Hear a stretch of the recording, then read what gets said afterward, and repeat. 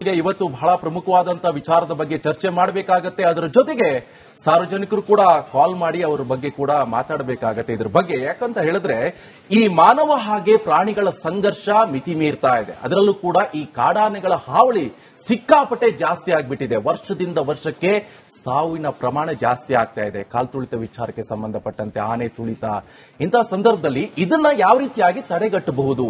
ಸರ್ಕಾರ ಒಂದು ನಿರ್ಧಾರಕ್ಕೆ ಈಗ ಬರ್ತಾ ಇದೆ. ಅಶ್ವಿನಿ, ಯಾವ ರೀತಿಯಾಗಿದೆ ಅಂತ ಹೇಳಿದ್ರೆ ಎಐ ತಂತ್ರಜ್ಞಾನವನ್ನ ಬಳಕೆ ಮಾಡುತ್ತೆ ಅಂತೆ. ರಾಜ್ಯದಲ್ಲಿ ಮಿತಿ ಮೀರಿದ ಕಾಡಾನೆಗಳ ಕಾಟ, ಗಜಪಡೆ ದಾಳಿಗೆ ಬೆಳೆ ನಾಶ ಆಗ್ತಾ ಇದೆ. ಅಷ್ಟು ಮಾತ್ರ ಅಲ್ಲ, ಜೀವಗಳು ಕೂಡ ಬಲಿಯಾಗ್ತಾ ಇದೆ. ಕಳೆದ 5 ವರ್ಷದಲ್ಲಿ 150ಕ್ಕೂ ಹೆಚ್ಚು ಜನ ಮೃತಪಟ್ಟಿದ್ರು. ಚಾಮರಾಜನಗರ, ಅದು ಕೂಡ ಬೆಂಗಳೂರು, ಈ ಹಾಸನ, ಕೊಡಗು, ಮೈಸೂರು, ಆನೇಕಲ್ ಭಾಗದಲ್ಲಿ ಹೆಚ್ಚಿದ ಕಾಡಾನೆಗಳ ಹಾವಳಿ. ಕಾಡಾನೆ ಹಾವಳಿ ತಡೆಗೆ ಅರಣ್ಯ ಇಲಾಖೆ ಪ್ರಯತ್ನವನ್ನ ಪಡ್ತಾ ಇದೆ. ಈ ಚಾಮರಾಜನಗರ, ಹಾಸನ, ಕೊಡಗು, ಮೈಸೂರು, ಆನೇಕಲ್ ಭಾಗದಲ್ಲಿ ಹೆಚ್ಚಿದ ಕಾಡಾನೆಗಳ ಹಾವಳಿ, ಕಾಡಾನೆ ಹಾವಳಿ ತಡೆಗೆ ಅರಣ್ಯ ಇಲಾಖೆ ಪ್ರಯತ್ನವನ್ನ ಪಡ್ತಾ ಇದೆ. ಬೆಂಗಳೂರಲ್ಲಿ ಚಿರತೆ ಕಾಟ, ಈ ರಾಜ್ಯದ ಬೇರೆ ಬೇರೆ ಕಡೆ, ಈ ಚಾಮರಾಜನಗರ, ನಮ್ಮ ರಾಜ್ಯದಲ್ಲಿ ಅತಿ ಹೆಚ್ಚು ಕಾಡಾನೆಗಳಿರುವಂತಹ ಪ್ರದೇಶ ಇದು ಚಾಮರಾಜನಗರ. ಅದಾದ್ಮೇಲೆ ಹಾಸನ, ಕೊಡಗು, ಮೈಸೂರು, ಆನೇಕಲ್ ಭಾಗದಲ್ಲಿ ಕಾಡಾನೆಗಳ ಹಾವಳಿ ಜಾಸ್ತಿ ಆಗ್ತಾ ಇದೆ. ರೆಡಿ ಕಾಲರ್ಸ್ ಅಂತ ತಗೊಂಡು ಬಂದಿದ್ರು, ಆದ್ರೆ ಅದರಲ್ಲಿ ಏನು ಪ್ರಯೋಜನ ಆಗದಂಗೆ ಕಾಣಿಸ್ತಾ ಇಲ್ಲ. ಯಾಕಂತ ಹೇಳಿದ್ರೆ ಅದನ್ನ ಯಾವ ರೀತಿಯಾಗಿ ವರ್ಕೌಟ್ ಆಗ್ತಿದೆ ಅಂತ ಹೇಳಿದ್ರೆ, ಇನ್ ಕೇಸ್ ಏನಾದ್ರೂ ಲೈವ್ ಲೊಕೇಶನ್ ಅನ್ನ ಟ್ರ್ಯಾಕ್ ಮಾಡುತ್ತೆ, ಅರಣ್ಯ ಇಲಾಖೆ ಸಿಬ್ಬಂದಿಯವರಿಗೆ ಗಮನಕ್ಕೆ ಬರುತ್ತೆ ಆನೆ ಎಲ್ಲೆಲ್ಲಿ ಹೋಗ್ತಾ ಇದೆ, ಏನ್ ಕತೆ ಅಂತ. ಸೊ ಅಂತ ಸಂದರ್ಭದಲ್ಲಿ ಜನವಸತಿ ಪ್ರದೇಶಕ್ಕೆ ಹೋದಂತ ಸಂದರ್ಭದಲ್ಲಿ ಇನ್ಫಾರ್ಮ್ ಮಾಡ್ತಾರೆ. ನೋಡಿ, ಕಾಡಾನೆ ದಾಳಿ ತಡೆಗೆ ಬಂದಿದೆ ಈಗ ಎಐ ಟೆಕ್ನಾಲಜಿ ಮೊರೆ ಹೋದ ಅರಣ್ಯ ಇಲಾಖೆ. ಆನೆಗಳ ಬುದ್ಧಿವಂತಿಕೆಗೆ ಎಐ ಟೆಕ್ನಾಲಜಿ ಸವಾಲೀಗ. ರಾಜ್ಯದ 35 ಕಡೆಗಳಲ್ಲಿ ಎಐ ಡಿವೈಸ್ ಅಳವಡಿಕೆ ಮಾಡಲಾಗಿದೆ. ಸ್ಪೀಕರ್, ಸಿಸಿ ಕ್ಯಾಮೆರಾ ಹೊಂದಿರುವಂತಹ ಎಐ ಟೆಕ್ನಾಲಜಿ. ಇದ್ರ ಬಹಳ ವಿಶೇಷ ಅಂತ ಹೇಳಿದ್ರೆ, ವಿಚಿತ್ರ ಸದ್ದು ಕೇಳಿ ಓಡಿ ಹೋಗ್ತಾವೆ ಅಂತೆ ಕಾಡಾನೆಗಳು. ಏನಿದು ಹಾಗಾದ್ರೆ ಎಐ ಟೆಕ್ನಾಲಜಿ? ಇದು ಹೇಗೆ ಕೆಲಸ ಮಾಡುತ್ತೆ? ರಿಪಬ್ಲಿಕ್ ಕನ್ನಡದಲ್ಲಿ ಇದ್ರ ಬಗ್ಗೆ ಸಂಪೂರ್ಣ ಮಾಹಿತಿ. ಆನೆಗಳು ಹೇಳಿ ಕೇಳಿ ಬಹಳ ಬುದ್ಧಿವಂತರು.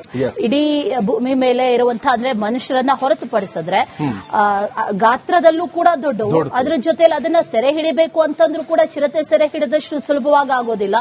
ಅದನ್ನ ಮತ್ತೆ ಕಾಡಿಗೆ ವಾಪಸ್ ಕರ್ಕೊಂಡೋಗ್ಬೇಕು, ವಾಪಸ್ ಕಳಿಸ್ಬೇಕು ಅಂತಂದ್ರು ಅದು ಕೂಡ ಬಹಳ ದೊಡ್ಡ ಸವಾಲಿನ ಕೆಲಸ. ಇಂಥ ಸಂದರ್ಭದಲ್ಲಿ ಸರ್ಕಾರ ಕೂಡ ಅನೇಕ ಪ್ರಯತ್ನಗಳನ್ನ ಮಾಡ್ತು. ಈ ಆನೆ ಕಂದಕಗಳನ್ನ ಮಾಡೋದು, ಆನೆ ಕಾರಿಡಾರ್ಗಳನ್ನ ಮಾಡೋದಾಗಿರ್ಬೋದು, ಬೋನ್ ಇಟ್ಟು ಏನಾದ್ರೂ ಒಂದು ವ್ಯವಸ್ಥೆ ಮಾಡಬಹುದು. ಬಹಳ ಕಷ್ಟ. ಆ ನಿಟ್ಟಿನಲ್ಲಿ ಸರ್ಕಾರ ಪ್ರಯತ್ನಗಳನ್ನಂತೂ ಮಾಡಿದೆ. ಇಷ್ಟು ವರ್ಷಗಳ ಕಾಲ ಈ ಕಾದಾಟ ಮುಂದುವರೆದಿದೆ. ಕಾರಣ ಏನು ಅನ್ನೋದು ನಿಮ್ಗೆ ಗೊತ್ತೇ ಇದೆ. ಇದು ಅತಿಕ್ರಮಣ ಪ್ರವೇಶ ಆಗಿರ್ಬೋದು, ಅರಣ್ಯ ನಾಶ ಆಗಿರ್ಬೋದು, ಅದರ ಜೊತೆಯಲ್ಲಿ ಕಾಡಲ್ಲಿ ಆಹಾರ ಸಿಗ್ತಾ ಇಲ್ಲ, ನೀರು ಸಿಗ್ತಾ ಇಲ್ಲ, ಎಲ್ಲಿ ಹೋಗುತ್ತೆ ಆನೆಗಳು? ರಾಜ್ಯದಲ್ಲಿ ಈ ಕಾಡಾನೆಗಳ ಕಾಟ ವರ್ಷದಿಂದ ವರ್ಷಕ್ಕೆ ಇದೆಯಲ್ಲ, ಹೆಚ್ಚಾಗ್ತಾನೆ ಇದೆ. ಕಳೆದ 5 ವರ್ಷದಲ್ಲಿ ಗಮನಿಸಿದ್ರೆ 150ಕ್ಕೂ ಹೆಚ್ಚು ಜನ ಕಾಡಾನೆಗಳ ದಾಳಿಗೆ ಈಗಾಗಲೇ ಮೃತಪಟ್ಟಿದ್ದಾರೆ. ಅದರ ಜೊತೆಯಲ್ಲಿ ಅಷ್ಟೇ ಅಲ್ಲ, ಕೋಟ್ಯಾಂತರ ರೂಪಾಯಿ ಮೌಲ್ಯದ ಬೆಳೆಗಳು ಕೂಡ ನಾಶ ಆಗ್ತಾ ಇದೆ. ಇದೆಲ್ಲದಕ್ಕೂ ಇತಿಶ್ರೀ ಯಾವಾಗ, ಫುಲ್ ಸ್ಟಾಪ್ ಏನು ಅನ್ನುವಂತ ಒಂದಷ್ಟು ಪ್ರಶ್ನೆಗಳಿದ್ವು. ಆಗ ಹೊಳೆದಿದ್ದೆ ಈ ಎಐ ಟೆಕ್ನಾಲಜಿ. ಈಗಾಗಲೇ ಚಾಮರಾಜನಗರ, ಹಾಸನ, ಕೊಡಗು, ಮೈಸೂರು ಸೇರಿದಂತೆ ಹಲವು ಭಾಗಗಳಲ್ಲಿ ಈ ಆನೆಯ ಗಲಾಟೆ ಇದೆಯಲ್ಲ, ಇದರಿಂದ ಪರಿಸ್ಥಿತಿ ಬಹಳ ಗಂಭೀರ ಆಗಿದೆ. ರೈತರು ತೋಟಕ್ಕೆ ಹೋಗೋದಕ್ಕೆ, ತಮ್ಮ ತೋಟಕ್ಕೆ ಹೋಗಬೇಕು ಅಂತಂದ್ರೂ ಕೂಡ ಹೆದರ್ಕೊಂಡು ಆತಂಕ ಪಡುವಂತ ಪರಿಸ್ಥಿತಿ ಈಗ ರಾಜ್ಯದಲ್ಲಿ. ಹಾಗಾದ್ರೆ ಈ ಕಾಡಾನೆಗಳ ಹಾವಳಿ ಎಲ್ಲೆಲ್ಲಿ ಹೇಗಿದೆ ಅನ್ನುವಂತ ಒಂದು ಸಂಪೂರ್ಣ ವರದಿ, ಸಂಪೂರ್ಣ ಚಿತ್ರಣ ಇದೆ, ನೋಡ್ಕೊಂಬನ್ನಿ.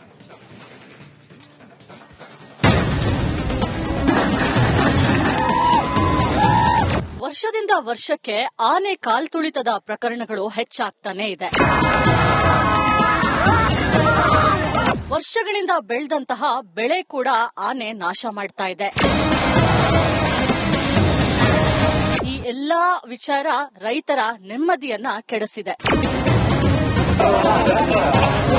ಕಾಫಿ ತೋಟದಲ್ಲಿ ಆನೆಗಳು ನಡೆದಿದ್ದೇ ದಾರಿ, ಹಿಂಡು ಹಿಂಡಾಗಿ ರಸ್ತೆಗಳಲ್ಲೂ ಸಂಚಾರ, ರಾತ್ರಿ ಹೊತ್ತಿನಲ್ಲೂ ಊರೊಳಗೆ ಗಜಪಡೆಗಳ ಓಡಾಟ.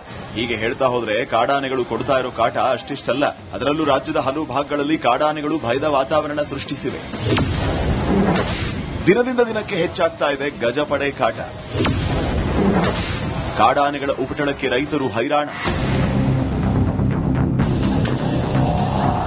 ರಾಜ್ಯದಲ್ಲಿ ಕಾಡಾನೆ ಹಾವಳಿ ನಿತ್ಯದ ಸಮಸ್ಯೆಯಾಗಿದೆ. ಅರಣ್ಯ ಇಲಾಖೆ ಅಂಕಿಅಂಶದ ಪ್ರಕಾರ ಕಳೆದ 5 ವರ್ಷಗಳಲ್ಲಿ ರಾಜ್ಯದಲ್ಲಿ 150ಕ್ಕೂ ಹೆಚ್ಚು ಜನ ಆನೆ ಕಾಲ್ತುಳಿತಕ್ಕೆ ಬಲಿಯಾಗಿದ್ದಾರೆ. ಇನ್ನು ಕಳೆದ 1 ವರ್ಷದಲ್ಲೇ ಆನೆ ಕಾಲ್ತುಳಿತಕ್ಕೆ 53 ಜನರು ಮೃತಪಟ್ಟಿದ್ದಾರೆ.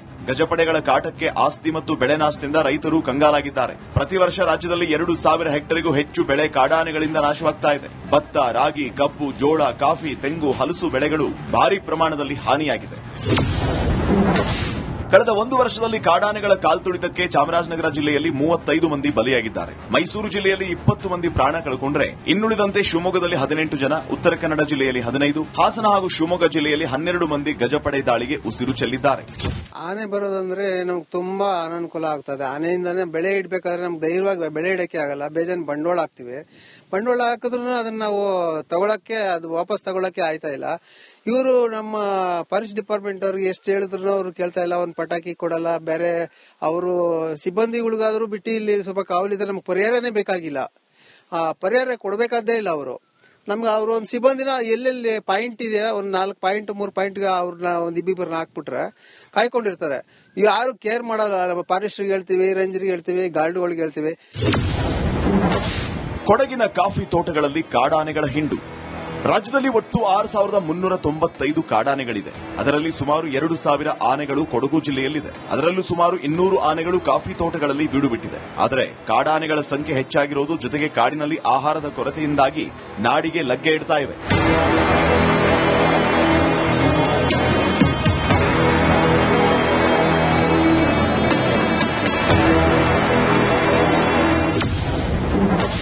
ಎರಡ್ 2023ರಿಂದ ಕೊಡಗು ಜಿಲ್ಲೆಯಲ್ಲಿ ಕಾಡಾನೆ ದಾಳಿಗೆ 26 ಮಂದಿ ಬಲಿಯಾಗಿದ್ದಾರೆ. ಮಡಿಕೇರಿ ವಿಭಾಗದಲ್ಲಿ 10 ಜನ ಮೃತಪಟ್ಟರೆ ವಿರಾಜಪೇಟೆ ವಿಭಾಗದಲ್ಲಿ ಬಲಿಯಾದವರು 12 ಮಂದಿ. ವನ್ಯಜೀವಿ ವಿಭಾಗದಲ್ಲಿ 4 ಜನರು ಪ್ರಾಣ ಕಳೆದುಕೊಂಡಿದ್ದಾರೆ.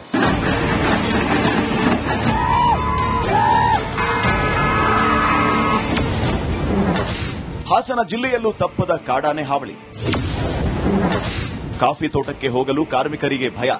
ಹಾಸನ ಜಿಲ್ಲೆಯಲ್ಲೂ ಕಾಡಾನೆಗಳ ಕಾಟ ಮಿತಿಮೀರಿದೆ. 2023ರಿಂದ ಇಲ್ಲಿವರೆಗೆ ಕಾಡಾನೆ ದಾಳಿಗೆ 12 ಮಂದಿ ಜಿಲ್ಲೆಯಲ್ಲಿ ಬಲಿಯಾಗಿದ್ದಾರೆ. ಜೀವಹಾನಿ ಜೊತೆಗೆ ಬೆಳೆ ನಾಶವೂ ಅಧಿಕವಾಗಿದೆ. ಸಕಲೇಶಪುರ, ಅರಕಲಗೂಡು, ಹಾಸನ ತಾಲೂಕಿನ ಮಲೆನಾಡು ಭಾಗದಲ್ಲಿ ಪರಿಸ್ಥಿತಿ ಗಂಭೀರವಾಗಿದೆ. ಇದರಿಂದಾಗಿ ರೈತರು ಕಾಫಿ ತೋಟಗಳಿಗೆ ಕೆಲಸಕ್ಕೆ ಹೋಗದ ಪರಿಸ್ಥಿತಿ ನಿರ್ಮಾಣವಾಗಿದೆ.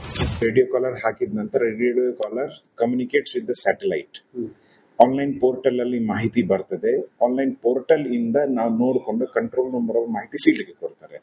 ಈಗ ಏನ್ ಮಾಡ್ತಾ ಇದ್ದೀವಿ, ಅದು ಪ್ರೊಸೀಜರ್ ಜೊತೆಗೇನೆ ಒಂದು ರಿಸೀವರ್ ಇರ್ತದೆ. ರೇಡಿಯೋ ಕಾಲರ್ ಅಲ್ಲಿ ಒಂದು small device. Those 2 devices communicate with each other. Chamarajanagar, Hassan, Kodagu, ಮೈಸೂರಲ್ಲಿ ಜೀವಹಾನಿ ಪ್ರಕರಣಗಳು ಹೆಚ್ಚಿದೆ. ರೈತರು, ಕೂಲಿ ಕಾರ್ಮಿಕರು ಕಾಡಾನೆ ದಾಳಿಗೆ ಹೆಚ್ಚು ಬಲಿಯಾಗಿದ್ದಾರೆ. ಆನೆ ಮತ್ತು ಮನುಷ್ಯ ಸಂಘರ್ಷ ತಡೆಗೆ ಅರಣ್ಯ ಇಲಾಖೆ ಸಾಕಷ್ಟು ಪ್ರಯತ್ನ ಮಾಡ್ತಾ ಇದೆ. ಏಪ್ರಿಲ್ 1ರಿಂದ ಜೂನ್ ಅಂತವರೆಗೆ ಅಂದ್ರೆ ಫಸ್ಟ್ ಕ್ವಾರ್ಟರ್ ಅಲ್ಲಿ ಒಟ್ಟು ಮಾನವ ಪ್ರಾಣ ಹಾನಿ 14 ಆಗಿತ್ತು. ಕೆಲವು ಮ್ಯಾಕ್ಸಿಮಮ್ ಅದರಲ್ಲಿ ಆನೆಗಳಿಂದನೇ ತೊಡೆದು ಈ ಒಂದು ಸಾವುಗಳು ಆಗಿತ್ತು. ಈ ವರ್ಷ ಒಟ್ಟು ಸಂಖ್ಯೆ ಈಗ 8 ಆಗಿದೆ. ಜೂನ್ ತಿಂಗಳು ಅಲ್ಲಿ ಈಗವರೆಗೆ ಒಂದು ಘಟನೆ ಅಂತ ಒಂದು ಪ್ರಕರಣ ಆಗಿದೆ. ಬಟ್ ಅದನ್ನು ಆಗಬಾರದು ಅಂತ ನಾವು ಯಾವಾಗಲೂ ಒಂದು ಪ್ರಯತ್ನ ಮಾಡ್ತಾ ಇದ್ದೇವೆ. ಅರಣ್ಯ ನಾಶದಿಂದ ಆನೆಗಳಿಗೆ ಆಹಾರದ ಕೊರತೆ ಎದುರಾಗಿದೆ. ನೀರಿನ ಮೂಲಗಳು ಒಣಗಿದೆ. ಹೀಗಾಗಿ ಆಹಾರ, ನೀರನ್ನ ಹುಡುಕಿ ಕಾಡಾನೆ ನಾಡಿಗೆ ಬರ್ತಾ ಇವೆ. ಇದರಿಂದ ಮನುಷ್ಯ ಆನೆ ನಡುವಿನ ಸಂಘರ್ಷ ಹೆಚ್ಚಾಗಿದೆ. ಆನೆ ಕಾರಿಡಾರ್, ಗ್ರಾಮಗಳ ಸುತ್ತಲೂ ಬಲವಾದ ತಡೆಗೋಡೆ, ಸೋಲಾರ್ ಫೆನ್ಸಿಂಗ್ ಹಾಕಿದ್ರೂ ಪ್ರಯೋಜನ ಆಗಿಲ್ಲ. ಹೀಗಾಗಿ ಅರಣ್ಯ ಇಲಾಖೆ ಸದ್ಯ ಎಐ ಟೆಕ್ನಾಲಜಿಯ ಮೊರೆ ಹೋಗೋದಕ್ಕೆ ಸಜ್ಜಾಗಿದೆ. ಆನೆಗಳ ಈ ಪುಂಡಾಟಕ್ಕೆ ಬ್ರೇಕ್ ಹಾಕೋದಕ್ಕೆ ಅರಣ್ಯ ಇಲಾಖೆ 10 ಹಲವು ಕ್ರಮಗಳನ್ನ ಕೈಗೊಂಡಿದೆ. ಇಷ್ಟಾದ್ರೂ ಕೂಡ ಯಾವ ಕ್ರಮಗಳು, ಯಾವ ತಂತ್ರಜ್ಞಾನವೂ ಕೂಡ ವರ್ಕೌಟ್ ಆಗ್ತಿಲ್ಲ. ಹೀಗಾಗಿ ಅರಣ್ಯ ಇಲಾಖೆ ಇದೀಗ ಎಐ ಟೆಕ್ನಾಲಜಿ ಮೊರೆ ಹೋಗಿದೆ. ಕ್ಯಾಮರಾ ಪರ್ಸನ್ ಮಂಜುನಾಥ್ ದೇವನಹಳ್ಳಿ ಜೊತೆ ದೀಪ್ತಿ ತೋಡ್ಪಾಡಿ, ರಿಪಬ್ಲಿಕ್ ಕನ್ನಡ, ಬೆಂಗಳೂರು.